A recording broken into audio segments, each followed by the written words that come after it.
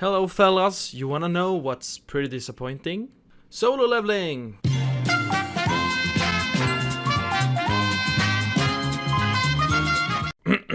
Excuse me, Mr. President? I would like to redo my statement. Hi, Doso. What I meant to say is, solo leveling is disappointing because it's only 12 episodes. I mean, the show itself is good, right? It's like Dark Souls came to South Korea and everybody dies.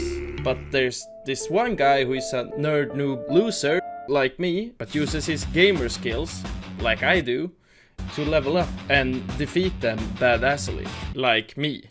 Okay, whatever guys, here's a short montage to convince you the show is cool.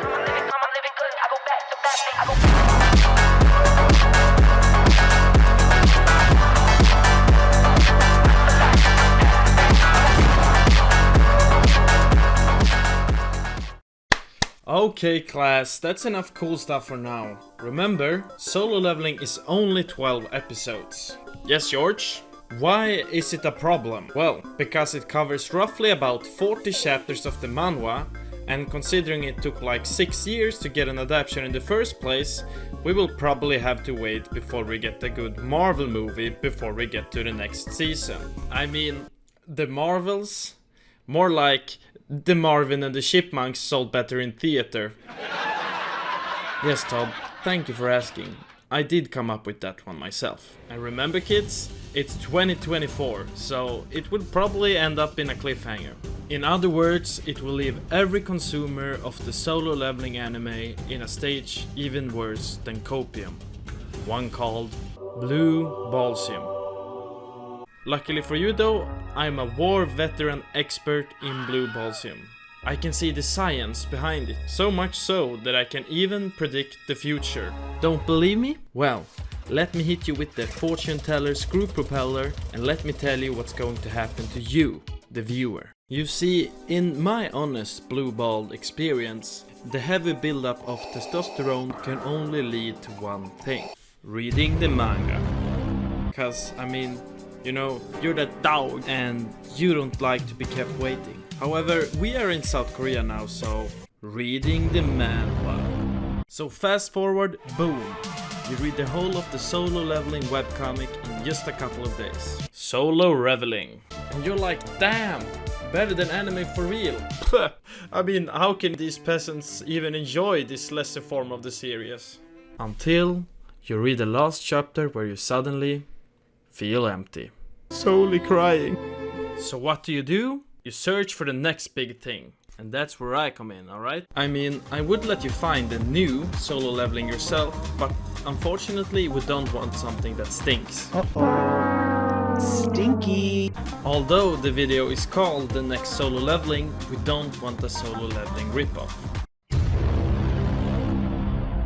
And trust me guys, these Korean webcomic authors, they sure know how to do a ripoff.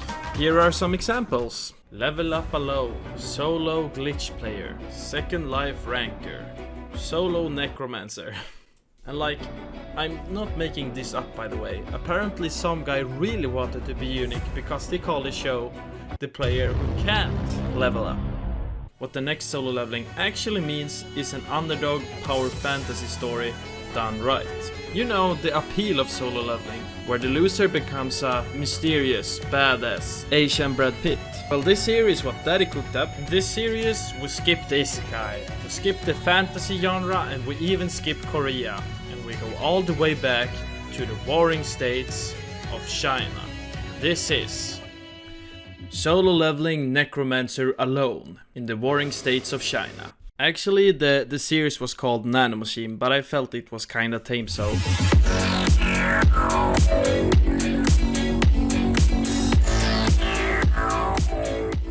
Let me put a thought in your head. What if 1,000 years ago, China was controlled by Rock Lee? Would that make you rock hard?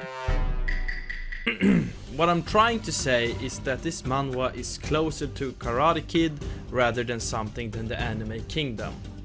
China is completely taken over by different martial art factions, or cults you could say, and in one of those cults our main character resides, namely the demon cult.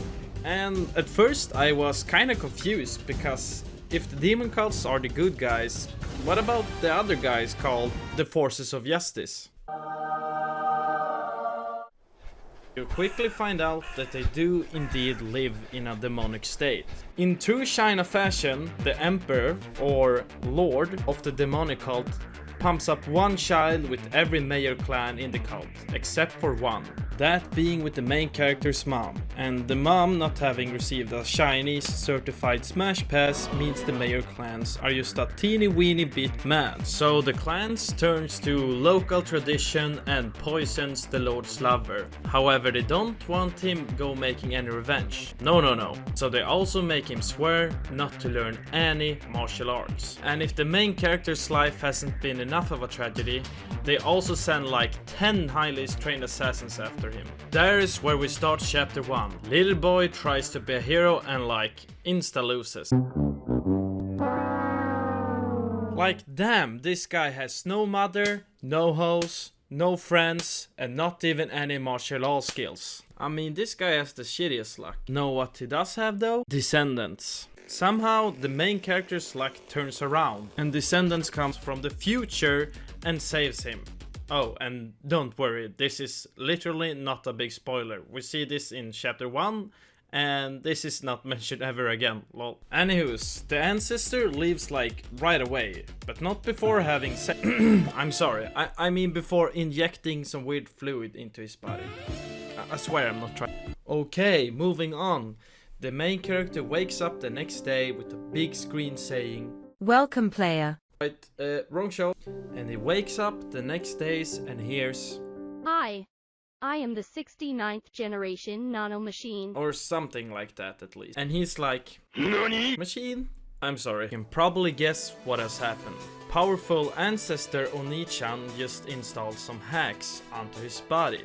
However, the machine in him works a lot different from the power system you see in solo leveling. The nanomachine in his body is not a leveling up tool. It works kind of as a Sharingan, but with body altering properties.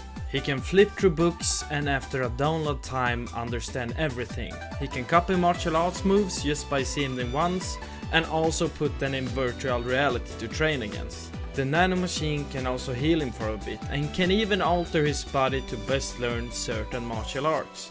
But only to a certain extent though. You guys get the idea. This guy has hacks. A broken advantage. But at the same time, this guy has no mother, no hoes, no friends, and not even any martial arts skills. Yet. But this is all about to change. Because this guy is now old enough to go to the mandatory demonic school.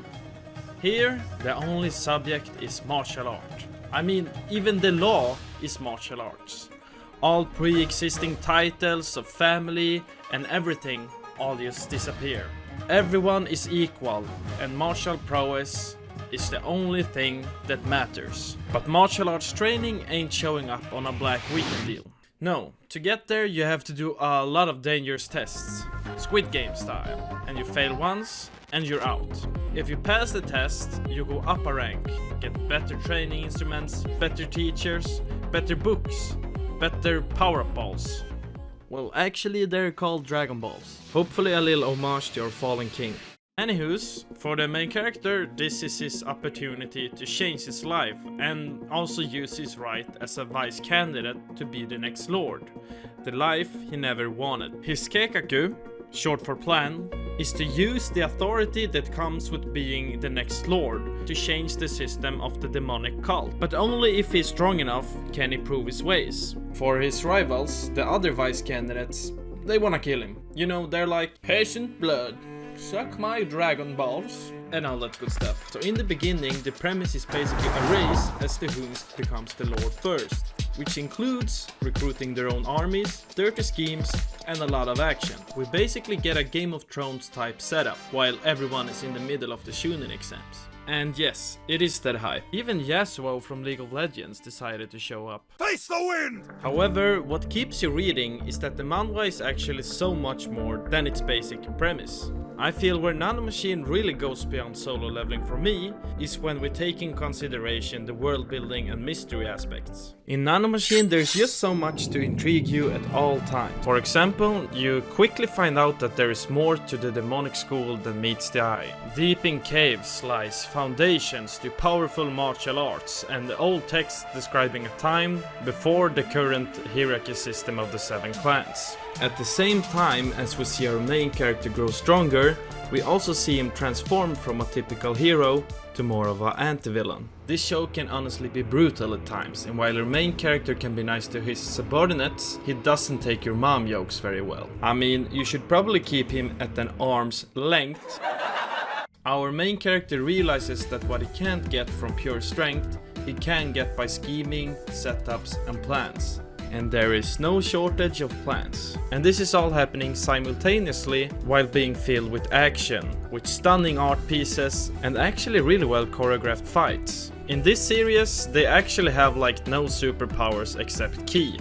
However, its use is not abundant and you won't see anything too crazy. I mean, like, the strongest people mainly use martial arts, but maybe with a little keyblade here and there. What it's really good for though is the art, cause you get these gorgeous panels. Nanomachine must have taken more inspiration from Akira Toriyama other than the fact that they use Dragon Balls. Because you can see the influence of how the authors use ki, or in Latin, cool anime energy. They kinda use ki the same way, following the martial arts movement, making it not only really easy to follow, but it also looks really cool. Overall though, some of you may prefer the art style of Solo Leveling, and honestly, I agree. Solo Leveling is stunning. I would say Nanomachine is if you took just like an itty bitty small amount of points from the art style and added them to the story instead. However, don't get me wrong, the art style of Nanomachine does by no means disappoint. I mean, especially in the fight scenes.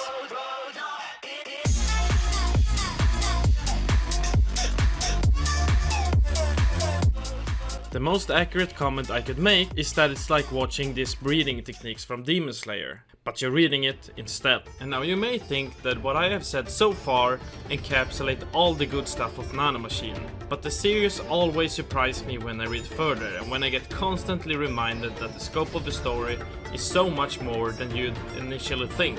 This is a story inspired by Chinese history and culture, filled with mystery, power struggles, gorgeous set pieces, cunning plans, brutal showdowns, and with just the right amount of hacks.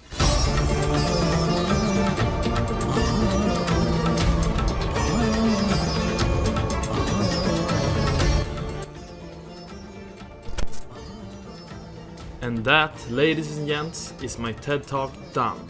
I really hope this series gets more attention, because just imagine if this got an anime adaptation and the fight scenes were animated with the quality of something like Demon Slayer. Yeah, damn! I'm getting ahead of myself, but really do check this series out. If you like Solo Leveling, I would be very surprised if this series disappoints in any way. With that said, I hope you enjoyed the video and that messing around with the webcomic panels in the editing software didn't look too much like a PowerPoint presentation. I just want to tell you that I got videos in stock, and if this video by some metric of God gets like 10 likes, I will make sure to have another one out in a month. All likes, subscriptions and comments is really appreciated, and hopefully it will motivate me to buy a new microphone. Now, enjoy the rest of your day and thank you for watching.